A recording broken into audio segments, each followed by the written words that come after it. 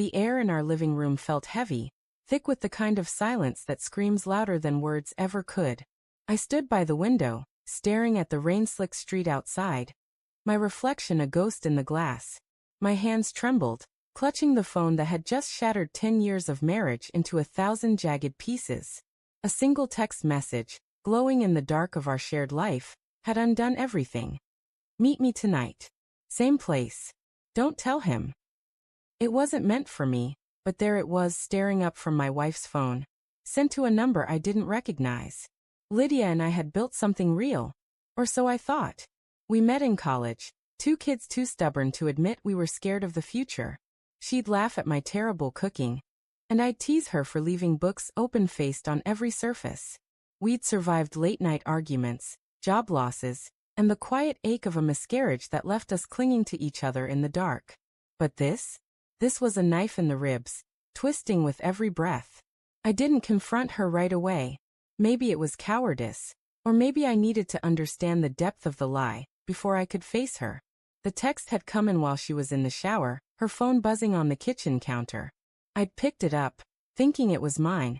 Our cases were identical, a silly couple's quirk. But the message wasn't for me. It was for her, from someone named Jay. My stomach churned as I scrolled up. Each message a fresh wound. Miss you. Can't wait to see you. You make me feel alive. The words burned into my brain, each one a betrayal of the vows we'd made under a summer sky. I put the phone down before she came out, her hair damp and her smile so familiar it hurt. You okay, Matt?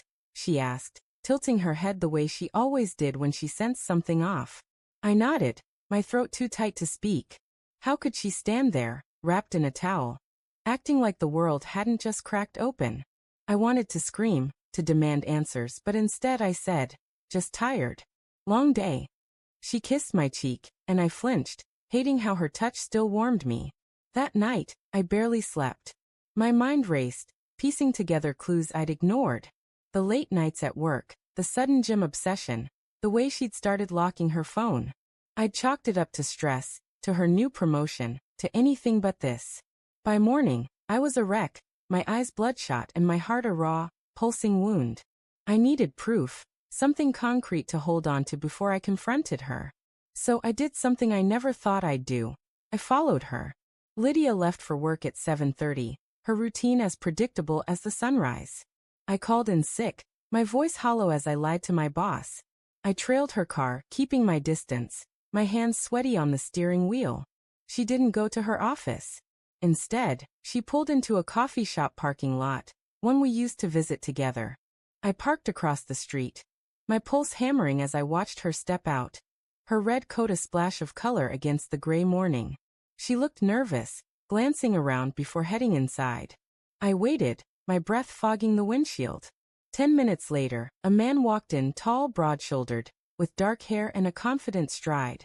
My gut twisted. I didn't know him, but I knew he was Jay. I could feel it, like a sickness spreading through me. I wanted to storm in, to make a scene, but I stayed rooted, paralyzed by the fear of what I'd see. When they came out together, laughing, her hand brushing his arm, I felt something inside me break. She looked happy, happier than she'd been with me in months. I followed them to a hotel, a cheap one on the edge of town. They didn't see me, didn't notice the man unraveling in the car across the lot. I sat there for hours, my mind a battlefield of memories and doubts. Had I pushed her away? Was I not enough? The questions clawed at me, but they didn't change the truth. Lydia was living a secret life, and I was the fool left behind. When she came home that evening, I was waiting. The house was dark, the only light coming from the kitchen where I sat with her phone in my hand. She froze when she saw me, her smile fading. Matt. What's wrong? I held up the phone, my voice steady despite the storm inside. Who's Jay?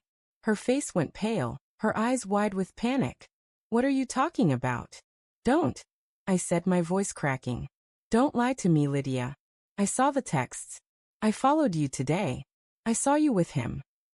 She sank into a chair, her hands trembling. Matt, I can explain. Explain. I laughed, a bitter sound that echoed in the quiet.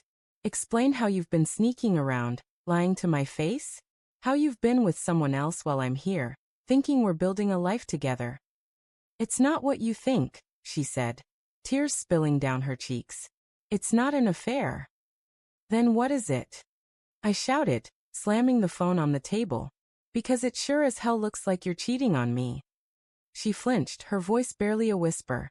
It's complicated. Jay is Jason. He's my brother. I froze, the words not making sense. Your brother? You don't have a brother, Lydia. You told me you were an only child. She looked away, her hands twisting in her lap. I lied. I have a brother. He's been in trouble. Prison, drugs, you name it. I didn't want you to know because I was ashamed.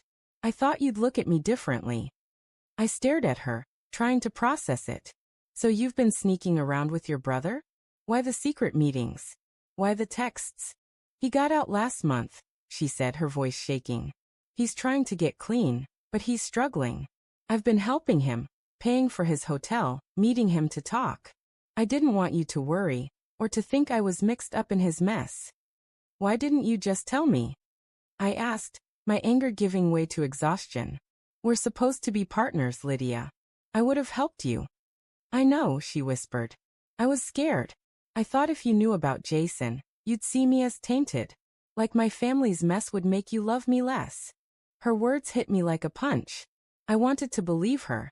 But the lies had carved a chasm between us. You should have trusted me, I said. Instead, you made me feel like I'm nothing to you. You're everything to me, she said, reaching for my hand. I pulled away, the hurt too raw.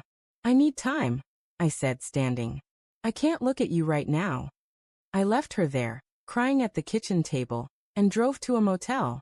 The next few days were a blur of sleepless nights and endless questions. Was she telling the truth? Could I trust her again? I dug into her story, calling her office, checking records. Everything lined up. Jason existed, a half-brother she'd never mentioned, with a rap sheet to match her story. But the truth didn't erase the pain of her secrecy.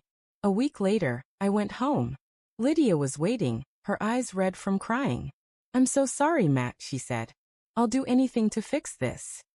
I looked at her, the woman I'd loved for a decade, and felt the weight of every moment we'd shared. I don't know if we can fix this, I said.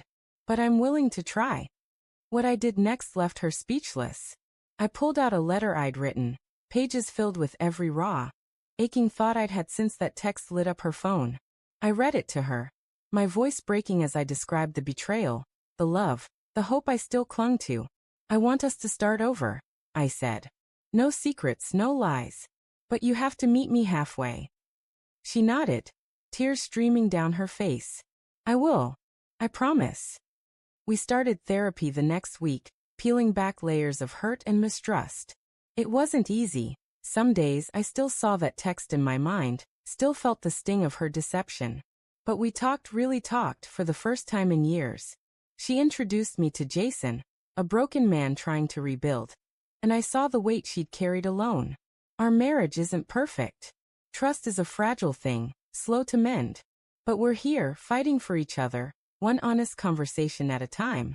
And in the quiet moments, when she reaches for my hand and I don't pull away, I believe we might just make it.